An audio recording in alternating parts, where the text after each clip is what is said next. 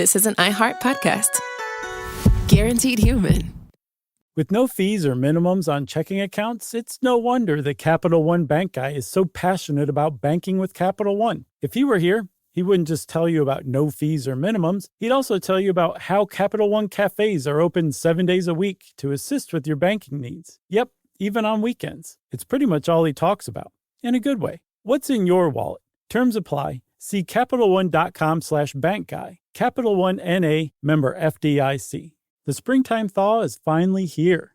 Flowers are blooming. Days are longer. We're saying yes to more plans and finally getting outside. Running, walking, just moving again. It's the perfect time to upgrade your everyday go-tos with Bombas. Take Bombas Sport Socks. They're super comfortable and designed with sport-specific tech for running, cycling, yoga, hiking, you name it. I use them to run in, and I can tell you they work beautifully. So head over to bombas.com and use code SYSK for 20% off your first purchase. That's BOMBAS.com, code SYSK at checkout.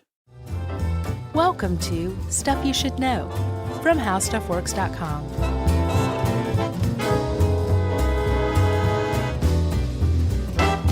Hey, and welcome to the podcast. I'm Josh Clark. There's Charles W. Chuck Bryan over there, and there's Jerry, and this is Stuff You Should Know about dyslexia. How you doing? Good. Good. How are you? I'm doing pretty good, man. Just, hanging out over here. Yeah? Ready to wrap. I thought this is pretty cool. I'm surprised that we had not discussed this yet, because it's right up our alley. Totally. Very Stuff You Should Know type show. Yeah. And I think it's an interesting, I guess it's labeled a learning disorder. Most definitely. It's a specific learning disorder, according to the U.S. government. Yeah, I always just have a hard time, knowing whether or not to, like I almost said affliction. Then I'm like, is that an affliction? I don't even know. I think anybody with dyslexia and any expert in the field would say it's a learning disability. It's a specific learning disability that we're not entirely certain what causes it. Mm-hmm. But most people would tell you that typically it's considered a neurobiological condition. They think that there's a basis to the brain that leads to this situation where otherwise bright and capable. And intelligent students have what they call unexpected difficulty learning to read, and that it afflicts them their entire life. Yeah. But there's a lot of questions that surround that definition. And one of the problems with dyslexia research is that's not the official definition. There's about as many definitions as there are studies of dyslexia. Yeah, this one from Yale Center for Dyslexia and Creativity made sense to me, though, as far as just sort of a simple way to say it. An unexpected difficulty in reading in an individual who has the intelligence to be a much better reader. Right. So in other words, like this isn't adding up. All the tools are there, and you should be a better reader than you are. Right. But you're not. So why? What gives? Yeah. So there's a lot to that, though, right? Like there's this idea that if we know enough about the brain and we have things like MRIs and stuff like that, so you would think that by now, since maybe the 90s or whatever, we would have positively identified what it is. But there's a confounding problem that they've run into in dyslexia research, and we'll get into it more later. But they haven't figured out if what they're looking at is the changes that would come from not reading as much, or if the brain structure they're seeing is actually dyslexia. Right. So they're having trouble with it. I'll explain it better later. No, but I know what you mean. Well, good, as long as you do. But it also counts if like the million or so people listening to this also do. Hey, everybody. Dyslexia is very, studying it and understanding it and learning how to teach children with dyslexia is very important because up until semi-recently, I'm just going to go say recently, right. If you had dyslexia and you were a student, you might have been called stupid or dumb, and you might have been by the teacher. Yeah, you might have been put at a separate table and said, "Well, you go over here because you can't keep up." This one guy, man, this one really hit home. Yeah, or not hit home, but hit you in the bread basket. In the bread basket, which is like home. Sure. Pulitzer Prize winner Philip Schultz was diagnosed later in life, and he said growing up in the 1950s, he said basically he was placed in what he called the dummy class. 3 children in his class were separated, put at a table in the corner. The teacher didn't talk to them much, and essentially one day, like the principal was coming around, and she said, "Here are these books. Pretend to read them."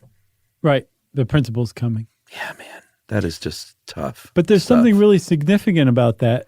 That was a column written by a guy named Philip Schultz, who was a Pulitzer Prize winner. Yeah. So that really kind of reveals the fact that what they figured out through decades and decades of research is that people with dyslexia aren't stupid. They specifically have trouble learning to read and spell and write. Yeah.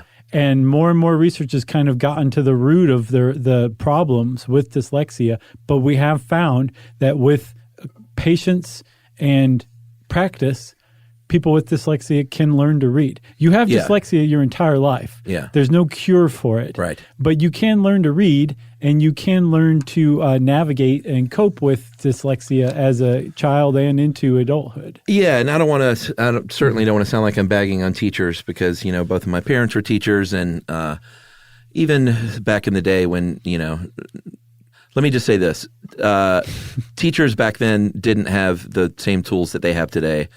And they didn't have an understanding of dyslexia. So if they had students that weren't keeping up and would force the class to maybe lag behind, they may not have made the best decisions, but they didn't have all the tools at their disposal to make better decisions. Right. The presence of a kid with dyslexia in a class creates a conundrum. Do you slow the class down to that kid's speed? And as far as like reading and spelling and writing lessons go. Right. Potentially risking like slowing down the rest of the class who are learning at a normal clip, or do you take this guy with dyslexia or this girl with dyslexia and put them in a special needs class that may address their reading and writing, but they're going to get so far behind their classmates in every other subject that they're normally proficient at. Right. It's a problem, and they had no idea how to grapple with it for almost all of the 20th century, and multiple generations of kids with dyslexia suffered as a result. Yeah, it's really sad. There are a lot of symptoms for dyslexia, key symptoms, and these are very important because there is no blood test. There's no even, there are a lot of testing they can do, but there's no standardized specific tests that will really nail it down. Right. So keep that in mind. There's no official definition of dyslexia. Yeah. And there's no specific test to suss out dyslexia. Right. Two big problems. Yeah. So you got to look at this collection of symptoms. The first obvious one is slow reading, inaccurate reading, difficulty sounding out words, difficulty pronouncing longer words with multiple syllables, which we'll get to that in a bit. Inability to read or speak made-up nonsense words, which I thought was interesting. Poor short-term memory for verbal information, whether it's written or spoken. Poor spelling, like really poor spelling, to where you sometimes can't even tell what the words they're trying to spell are. Right, not just like like using an F instead of a PH or something like that. Yeah, and we should also point out too that it's very much an incorrect notion that if you have dyslexia, you just transpose letters or spell things backwards. That's what I thought for most of my life. Yeah, that dyslexia was people they spelled things backwards, and that was that, and that they also read backwards, and that they could train themselves to read things backwards. Right, totally made up. It's not totally made up, but it's such a just a one component of dyslexia that it might as well just be an urban legend. Yeah, totally. And then what this can lead to, it's not just like, oh, I have trouble reading. Like that spills out into all aspects of life, whether it's your self-esteem or you might have problem with directions. Directionally, you might have issue with your budgets or money items, or you might not can tell time very well. Frustrated, anger, difficulty planning things. Right. It's not just limited to reading issues. And then in real life, you might read something and have very little recollection of what you just read. You will probably have problems giving presentations, finding the right word, recalling words, that kind of thing. Yeah. When you do read and when you learn to read, you will be reading slower than anybody else, even reading at your reading level. You just do it more slowly. Yeah. And then as an adult, a lot of people are like, oh, good God, I'm done with school. Let me just go off and find a job that doesn't require any reading or any writing, and I will be fine. I will go to restaurants and order the same thing at every restaurant. Yeah. And if this routine that I've developed to mask my dyslexia is ever interrupted, I will flip out and try to keep it under control, but I will seem a little awkward socially during instances like this. There's ways you can carve out a life for yourself, but you don't have to, because now we understand dyslexia way more than we did before, and we understand the treatment of it too. Yeah, and as far as how many people have it, it's tough to get, because of all these reasons we're talking about, tough to get a good number that's reliable, but anywhere between 5 and 15 to 17%, it looks like, which is sort of, no, that's not the biggest range in the world, but they don't really know. No, they have no idea, because there's a couple of problems. One, there's a lot of people out there who don't realize they have dyslexia. And then there's a lot of people who do know they have dyslexia and are either ashamed of it or have just set up their life to where they don't have time or room to go be diagnosed and then go learn to overcome it. They're just like, whatever, I have this thing, this issue, or I'm slower at reading than other people. So yeah, it's probably very much underreported and underestimated how many people in the population have it. Yeah, and we're talking mainly about, almost exclusively about developmental dyslexia, which is, the kind we mostly think about. We're not talking about acquired dyslexia, which can happen as a result of an injury. Right. So just want to point that out. Well, let's take a break, and then we'll come back and talk about the history that actually features both of those. Okay? Yes, sir. All right.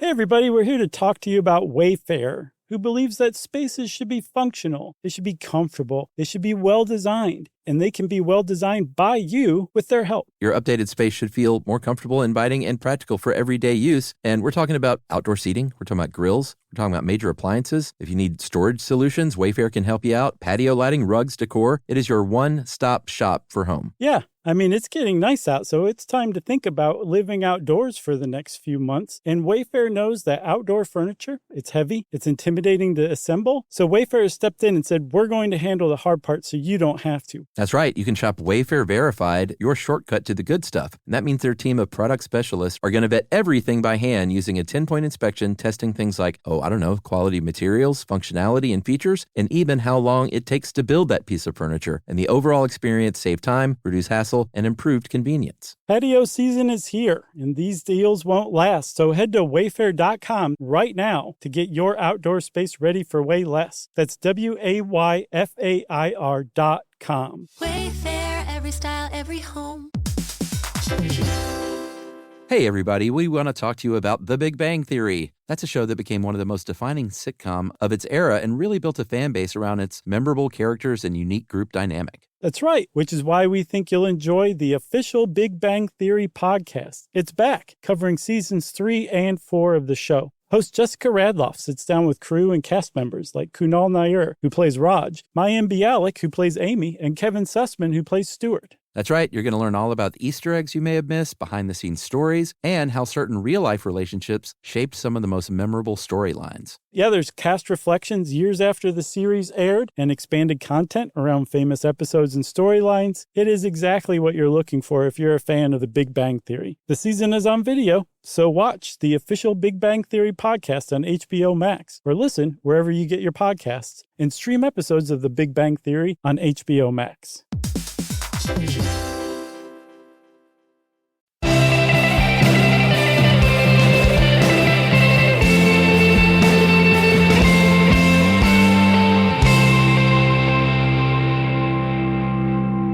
So, Chuck, the first time the word dyslexia was used was in 1872 by an ophthalmologist named Rudolf Berlin, who coined the term dyslexia.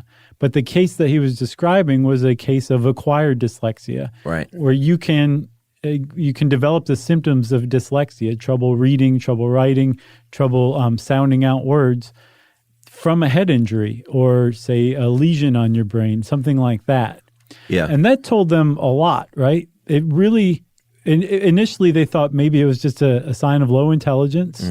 Maybe it was a problem with vision or something like that. But the fact that you could acquire dyslexia told neurologists and ophthalmologists working in the 19th century, no, there's a neurobiological basis to this. Yeah, and they called it early on in the 19th century, and I guess even in the early 20th century. Well, actually, they called it that up until the 60s. Yeah, the 60s. Word blindness. And it was a German who coined that term, and they called it Wortblindheit. Can you say that? That's good. Okay, you would do it way better than me. Well, I would put on some dumb voice, but that's perfect pronunciation. Okay. You said that it's a W, right? Yeah. And you said it is a V. Yeah. Perfect. Okay. I didn't click my heels together when I said it. It checks out, Dorothy. So they called it, like you said, up into the 60s, congenital word blindness. There were a lot of people in the late 1800s, or not a lot, but a handful of people studying this stuff. Yeah, Hinshelwood and Morgan were the two big ones. Yeah, and they were ophthalmologist and a doctor. Hinshelwood was the ophthalmologist. And then there were also neurologists, a man named Samuel Orton. And it's interesting to look back because they were sort of on the right track with what they thought was wrong. Yeah, word blindness also as a term is not that far off. Yeah. I mean, it really does a good job describing the thing because they're saying like there's some condition that these people have specifically because they're otherwise totally intelligent. They have a problem with words, with seeing words and recognizing them like everybody else can. Yeah, and it was obviously since the dawn of time, people have had this condition, but it didn't, obviously, if you think about it, there are a lot of things that came along that really brought it into the forefront, like printing. Widespread literacy? Yeah, newspapers and books and street signs. Exactly. And menus, like you were saying, in a restaurant. Yeah. And like everywhere there's the printed word. And all of this, as all of this started to emerge in like the second half of the 19th century, at least in the United States and in the West and Europe, all of a sudden people who had dyslexia suddenly became apparent. Whereas before this, it wouldn't have been apparent because there was no way for dyslexia to manifest itself. Right. People didn't walk around reading. You weren't expected to learn to read and write as a kid. Yeah. You had to be like basically a monk to learn to read and write, or part of like the aristocracy. Now it became democratized and public schooling became widespread. And so as a result, dyslexia became a thing for the very first time. It's actually a relatively new condition that was born out of the modern era. Yeah, or if you were a kid back then and they were trying to teach you to read and you couldn't, you were just, they were like, all right, well, I guess he's not a reader. Right. So get out to the factory of the field. Right. And don't worry about it. But that was what Morgan, like W. Pringle Morgan and James Hinshelwood were doing, was they were the first ones to say, wait, get that kid out of the field because he seems otherwise bright to me. Right. He just is having trouble reading. This might just be a thing. Yeah. So they were the first ones to say, no, this is its own thing. This isn't just being generally slow. Right. This is a specific learning disability. Right. Samuel Orton, the neurologist I mentioned, he created the Orton Society in 1949.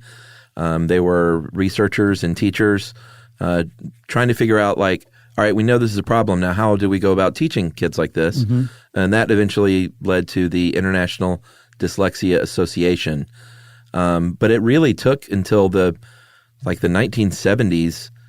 There was a book written by MacDonald Critchley called The Dyslexic Child. And that's when things really started to come to the forefront more. Yeah, they started to realize, oh, wait, you can teach kids with dyslexia how to read, so maybe we should start doing that. Right. And here are the symptoms and the signs of dyslexia, and let's take it seriously in the general education system. Yeah, and one of the interesting things that they have learned over the years is part of the problem, at least in the case of English, is that really tough language to learn. Extraordinarily tough. And it matters. If you have dyslexia, when compared to Italian, it says English has over 1,000 ways to spell its basic set of 40 phonological sounds. Italian has 25 speech sounds, and only 33 ways to spell them. So incidences of dyslexia, while they may be the same technically in Italy, kids don't have as much of a problem in Italy. Yeah. Like, think about this. So the short E sound, you can spell it AI as in said, EO as in leopard, U as in berry, IE as in friend. Yeah. Okay. English is so tough. It is tough. But what you're doing is when you're spelling those things, you're encoding a sound. A phoneme is what it's called, right? And like you said, in English, we have 40 phonemes. And when you spell, when you read, you're encoding and decoding a phoneme. And we have attached phonemes onto specific things out in real life. Right. Leopard, right? If you can spell leopard, you can write down that word and you can create a leopard in somebody else's mind's eye by reading it. Right. Okay? This is all spectacular that we can do this, but it's a totally human construct.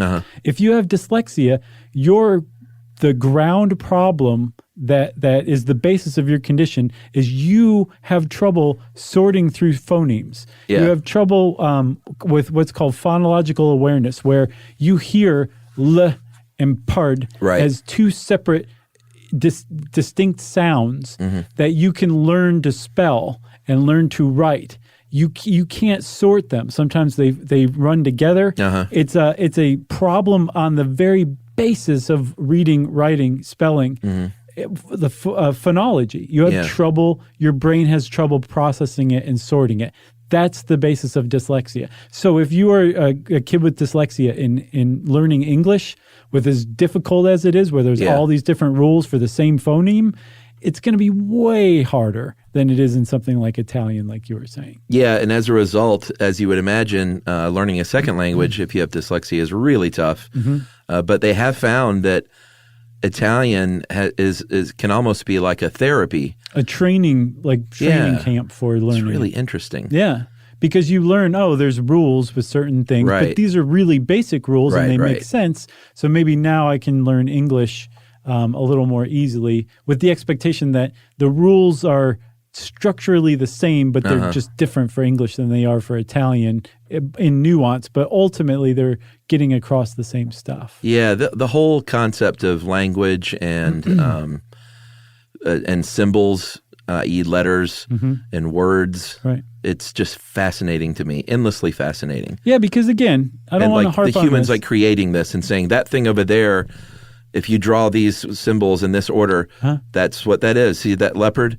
Like that's, and then the word leopard, like, it's just all fascinating. It is, because you're encapsulating knowledge that can be shared later on, can be unlocked later on by anyone who understands how to decode it in the same way. Yeah. What's the science, what's it called when you study that? Linguistics. Is it just linguistics? I'm pretty sure. I could have been a linguist. Oh, yeah? If I had only known what it was called. Yeah. I just realized halfway through that what a dum-dum I sounded like. What's that thing called? Yeah, I could have been good at that. Yeah. I couldn't. It was on the tip of my tongue. So I guess we can talk about the fMRI and the MRI. Obviously, the Wonder Machine figures in pretty big when it comes to this kind of thing. Yeah.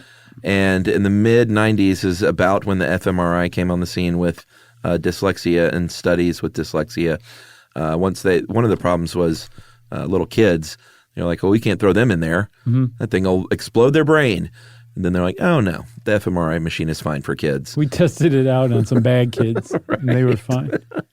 And so they started putting children in there because you could obviously do this at any age, but it's important for school-age children to like figure out what's going on in their brains. Well, that's one of the reasons why that's the sample population, is because it takes years for dyslexia to be prominent. Right. Every kid has problems learning reading and writing at first. Sure.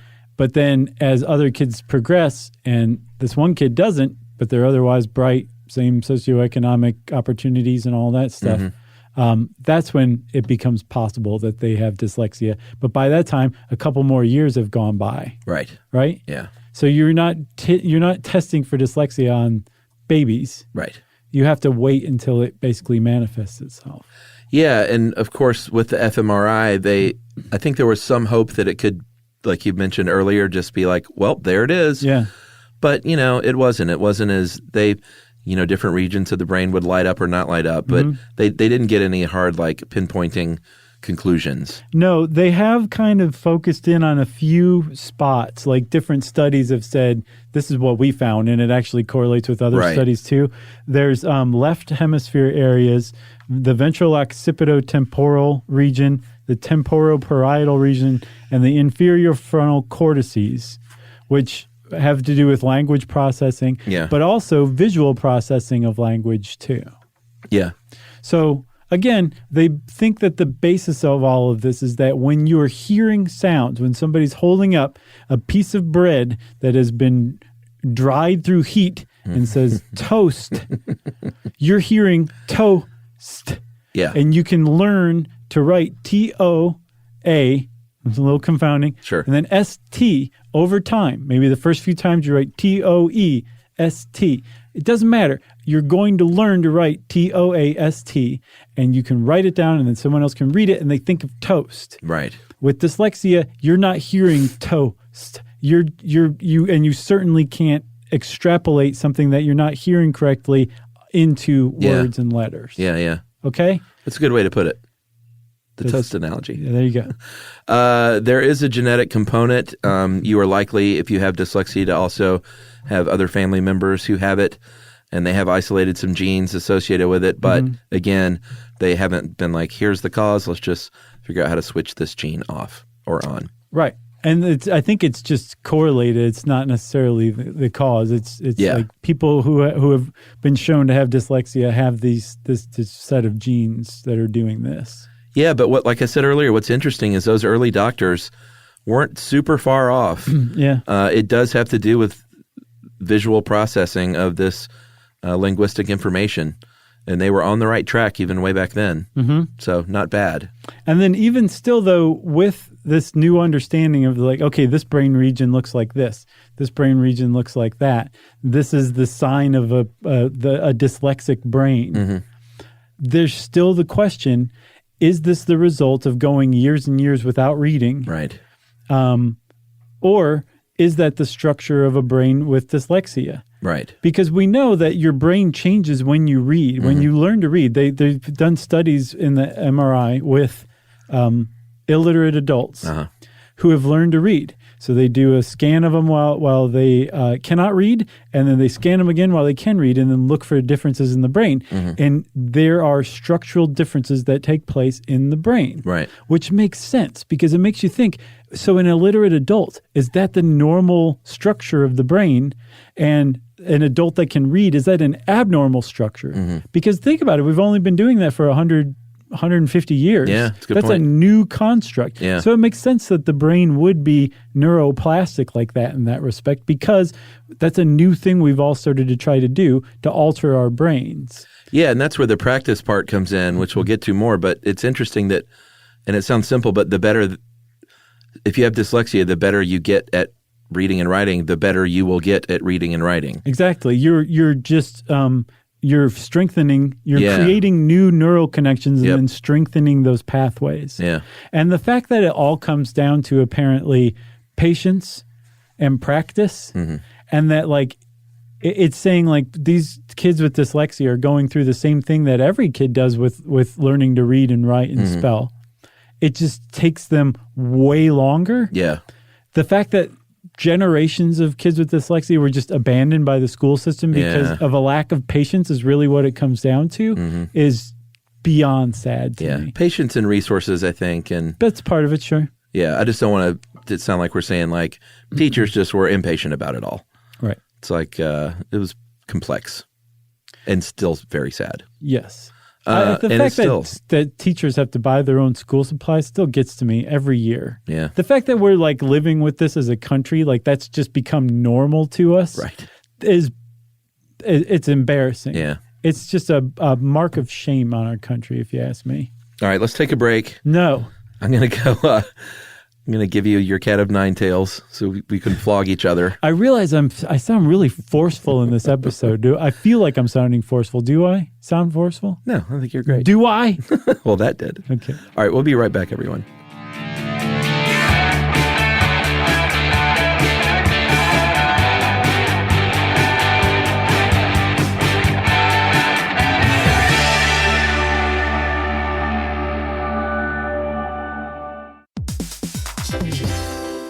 Hey, everybody, we want to talk to you about The Big Bang Theory. That's a show that became one of the most defining sitcom of its era and really built a fan base around its memorable characters and unique group dynamic. That's right, which is why we think you'll enjoy the official Big Bang Theory podcast. It's back, covering seasons 3 and 4 of the show. Host Jessica Radloff sits down with crew and cast members like Kunal Nair, who plays Raj, Mayim Bialik, who plays Amy, and Kevin Sussman, who plays Stuart. That's right. You're going to learn all about the Easter eggs you may have missed, behind-the-scenes stories, and how certain real-life relationships shaped some of the most memorable storylines. Yeah, there's cast reflections years after the series aired and expanded content around famous episodes and storylines. It is exactly what you're looking for if you're a fan of The Big Bang Theory. The season is on video, so watch the official Big Bang Theory podcast on HBO Max, or listen wherever you get your podcasts, and stream episodes of The Big Bang Theory on HBO Max.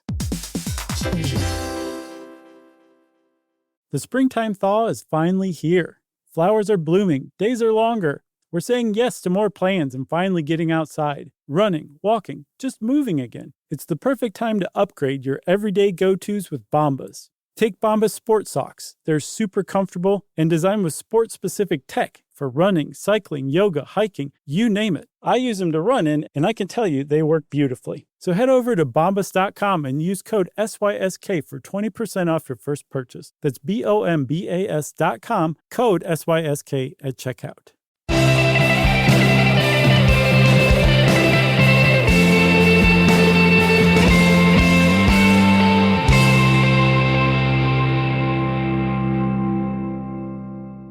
All right, so like you said earlier, there is no cure for dyslexia. There is treatment, and they even put that in quotes. But you shouldn't think of it as a disease cure type of thing. No. It's practice and patience. You have it for life. Yeah, and those are the two strategies that we'll say it one more time for the 10th time. Mm-hmm. Patience and practice. Mm-hmm. You have to have that patience there as a parent, as a teacher, as someone with dyslexia. I know it's frustrating, but the more patient you are, give yourself time. Teachers can, and there are programs now where students can get extra time to take tests, right, and things like that. And I think even officially, like with the SAT and stuff like that. There are programs where you are not put at a disadvantage. There's the Individuals with Disabilities Education Improvement Act of 2004, the IDEA Act, or IDEA. It specifies dyslexia as a specific learning disorder.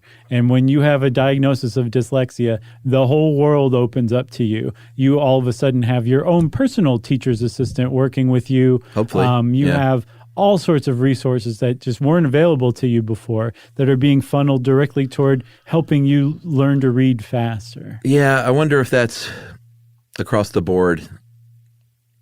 I think that schools probably have specific funding for IDEA stuff. I mean, like when Congress comes up with an act like that, they fund it. And then they fund it out of it. Like those huge omnibus budgets have funding for that. Right. And then that goes to the school. And school's supposedly not allowed to spend it on anything but that stuff. Gotcha. So yeah, probably if you get a diagnosis of dyslexia, it's pretty sweet and a huge relief. Right. Because all of a sudden it's just like a brand new world. You're taken away from the dumb kids table like Howard Schultz was. Right. And all of a sudden you have your own one-on-one reading and spelling lessons that you just didn't have before. Yeah. The other, like we said, is practice. And over time, you can learn to read. And you make those new neural pathways, and it's heartening to know that if you have this patience and you put in the time, it is something that can be overcome if everyone works together. Right. And if you can learn to read, even as an adult, you're not going to learn to read necessarily proficiently. I think you can if you really, really practice, if you put your mind to it. It's going to be very slow, but it's not like you'll never read a book or something like that. Yeah. But I saw one woman describing her condition as an adult, and she said she was very proud to be at like a 7th grade reading level now as an adult, which is like you can navigate through life with a 7th grade at a 7th grade reading level pretty easy. Right. The problem comes when you've never gotten any help, and you are basically an illiterate adult because of dyslexia. Yeah, they have technology now can help out. There are what they call assistive listening devices, because sometimes if you have someone in your ear reading something out loud while you're reading along, sort of like a teacher in an app, like that one-on-one experience, that can really, really help. Seeing a transcription sometimes of what someone's saying can really help. A real-time transcription. Yeah. So all these apps and devices are really helping things along these days. It's like a brand new world for kids with dyslexia compared to like last century. Oh, yeah. Or even a few decades ago, you know? Yeah, the one thing I didn't quite get was this thing that you sent from Sir Jim Rose. I didn't fully get what this guy was saying. He was part of it. So he's not saying this. He's definitely all into dyslexia, but there is a thread that of experts in childhood education, psychology, childhood cognition, who suspect that there's no such thing as dyslexia. Really? That those earliest neurologists and ophthalmologists and doctors who named it and made it a thing were wrong. And that really an inability to read transcends any level of intelligence. It's disconnected from intelligence.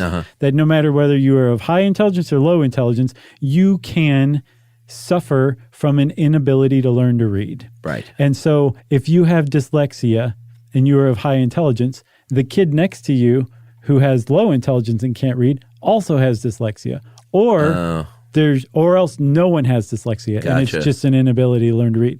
Most experts say dyslexia is a thing, which means then the debate is, okay, does it have anything to do with intelligence? Right. And if it doesn't have anything to do with intelligence, then all of these resources that are being diverted to these kids who are of high intelligence but are having trouble learning to read is really doing a disservice to the kids of low intelligence. And I'm making air quotes here, everybody. Yeah. Who are having trouble learning to read. Gotcha, but does not Why have dyslexia. Differentiate? Yeah. They're both having trouble learning to read. Right. Start attacking the problem with both of them. And there was this one Australian expert who basically said, like, yes, dyslexia is a thing. It is its own thing. It has a neurobiological basis. It's not made up. It's not a myth. But let's treat first and then diagnose later. Right. If you see an inability to learn to read, go after that. Don't say, well, is it dyslexia? Let's test the kid's intelligence. Right. It doesn't matter. Try and help. Focus on learning teaching them how to read. Interesting. And apparently interventions, there's this guy named Professor Julian, what's his name, Chuck? Lennon? Sands? Yes, Julian Sands. In Boxing Helena, he has a big soliloquy about whether or not dyslexia is a myth. I can't remember the guy's last name, but I get the impression that parents of children with dyslexia are not a big fan of this guy. Right. But he's basically said we're diverting a lot of funding away from kids who don't know how to read just because they supposedly don't have a high IQ. Right.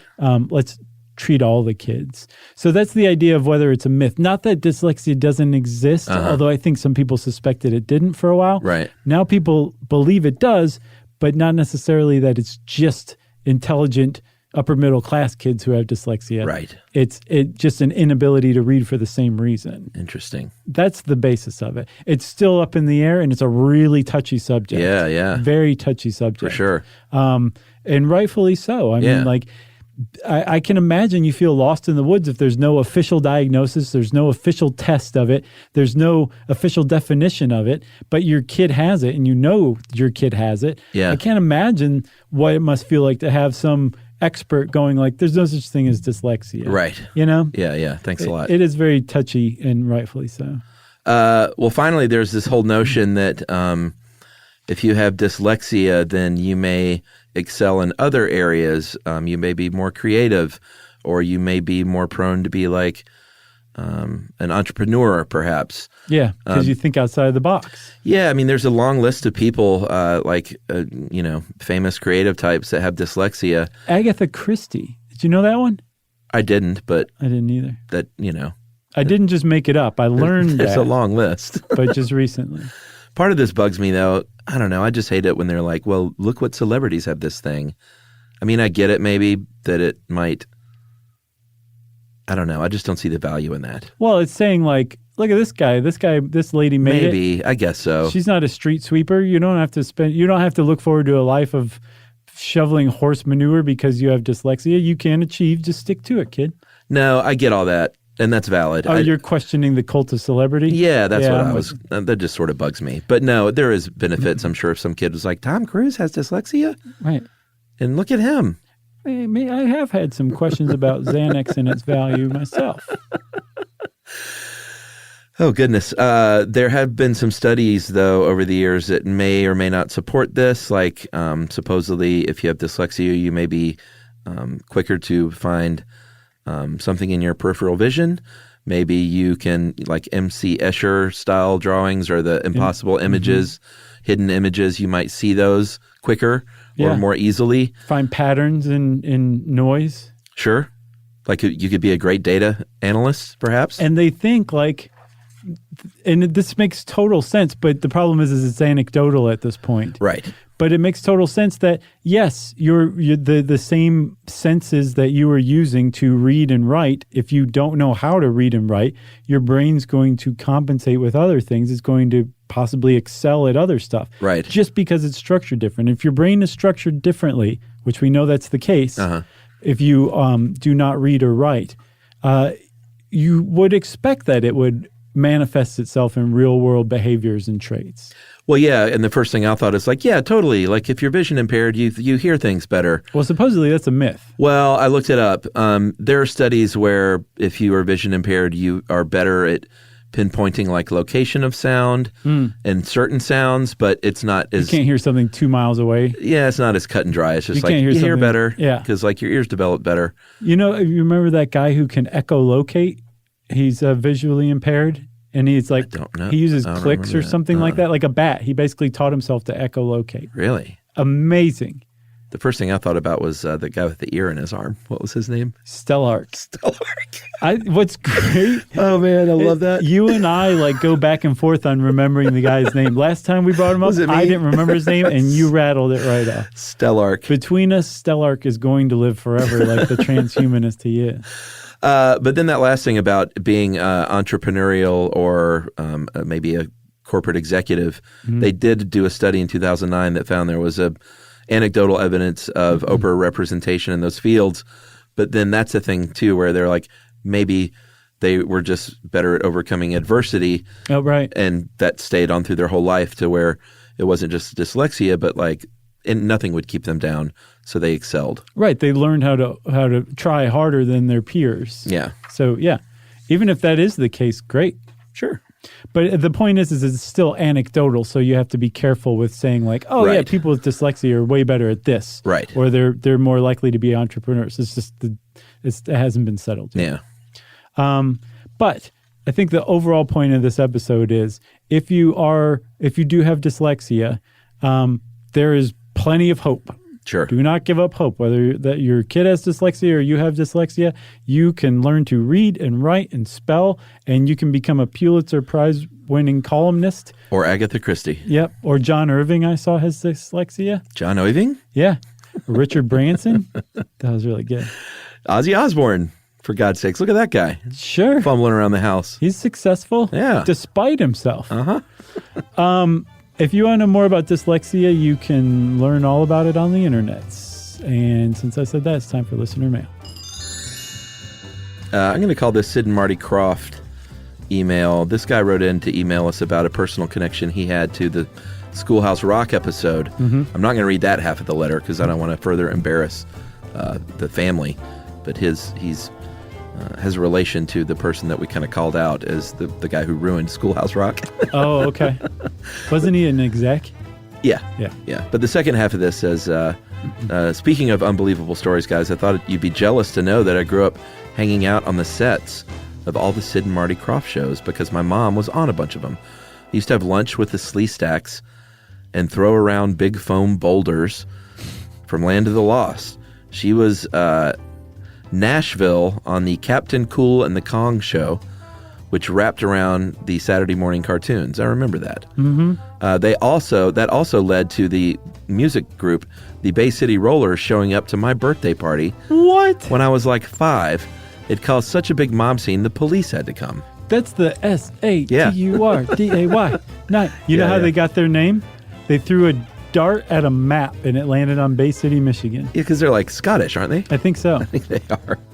I remember my sister, we had a babysitter, and then my sister and the babysitter, I don't know why my sister wasn't just my babysitter. She was 6 years older. There was another girl who babysat that was like a year younger? my sister's age. Right.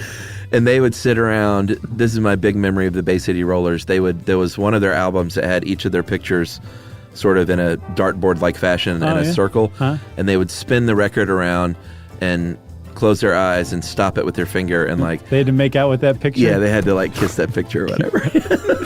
Oh, I hope your sister doesn't listen to this. No, it's great. The 70s, man. So innocent. I love the 70s. So the Bay City Rollers came to his birthday party. They called the cops. My mom went on to do a ton of cool stuff that I'm sure you guys would know. Bunch of episodes of Plastic Man. Wow. All the women's voices on Celebrity Deathmatch. Cool. Hosting a game show called Rodeo Drive, playing Joan Rivers on Family Guy. Wow. Being in the Catskills on Broadway. Nice. For 2 years. Too much more to mention, guys. Except also she went on the road with Tim Conway and Harvey Korman for a number of years. Posing as Carol Burnett. And my little brother ended up engaged to Harvey Korman's daughter. Wow. But it didn't work out. Wow. Anyway, love the show, guys. If I can ever be a resource, let me know. That is from Keith Orell. Keith, that was amazing. You remember Celebrity Deathmatch? Yeah, man. So great. Big shout out to your mom, too. Yeah. And big ups to your moms, Keith. Yeah. Well, if you want to brag on your mom because she's done some awesome stuff, we love hearing about that. Moms always have great welcomeness here at Stuff You Should Know. That's right. That's going to end up being a crummy t-shirt. If you want to get in touch with us, you can hang out on StuffYouShouldKnow.com and check out our social links there. I have a website called thejoshclarkway.com. You can get in touch with me there, and you can get in touch with me, Chuck, and Jerry, and everybody else here at Stuff You Should Know by sending an email to stuffpodcast@howstuffworks.com.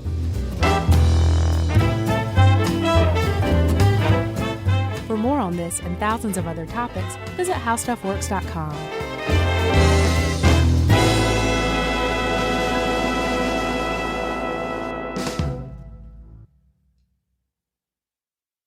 Imagine never buying gas again. Well, you can with an electric vehicle. EVs are easy to charge as your phone and perfect for everyday life. You can drive daily with confidence everywhere you go. Most Americans drive just 40 miles a day, and most EVs are equipped with 200 to 400 miles of range. Plus, they've got fewer parts, they require fewer repairs, and they produce fewer headaches. And with all those pluses, it's no surprise that we're seeing more and more EVs on the road, which makes the planet happier and happier. The way forward is electric. You can learn more about EVs at electricforall.org. Brought to you by the Spam brand.